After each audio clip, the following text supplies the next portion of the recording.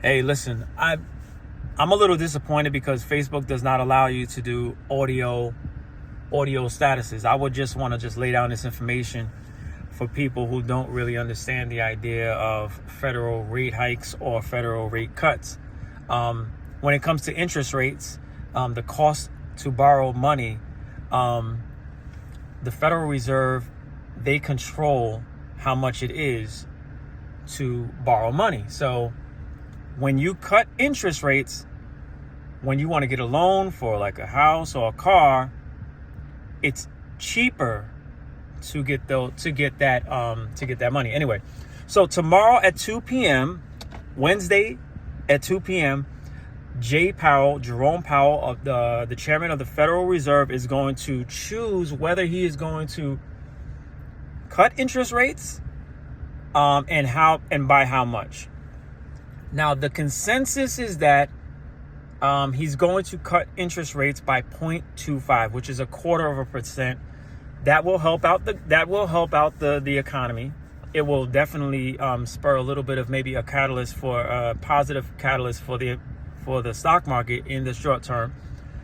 And it seems to be that 0.25 is the safe zone. It's the safe way of going about it, right? So they're trying to have this balancing act, because when you cut rates or when you raise rates, you're actually trying to balance between higher inflation. When there's a higher inflation environment, meaning when money is devalued, you want to make it more expensive so that you can bring up the value of money. So that's why during the last 4 or 5 years, the Fed has been raising interest rates to slow down the flow of money so that they can make it more expensive, and therefore they're fighting inflation. Do you follow that? All right. Now, because inflation has been coming down substantially over the last couple of years, in 2022, I think it peaked at like 9%, and now we're under 3%. People are now saying, okay, this is the time for the Fed to now cut rates. And now if the Fed cuts rates, that is going to make money easier to it's going to make it more, it's going to make it less expensive, it's going to make it cheaper, and it's going to make the markets a little bit more fluid. It's going to and make the economy, I guess, by and large, a little bit more, it's going to give it more liquid, so it's going to be able to flow more. Now, Trump did benefit from, I think, 3 or 4 interest rate cuts, and that really helped the economy, right, during the time. I don't want to make this too political, but what I want to tell you is that there is something that is not controlled by the presidents, that is controlled by the Federal Reserve, that highly affects our money supply, and it highly affects not only the fluidity of our money or the liquidity of our money, or the liquidity, or I don't have the words. So the Fed controls that, and tomorrow, Wednesday at 2 p.m., it's going to be momentous.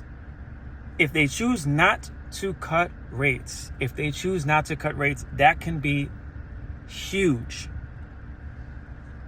That can probably spur on a market crash, because it would signal that, no, we are not ready to make loans cheaper.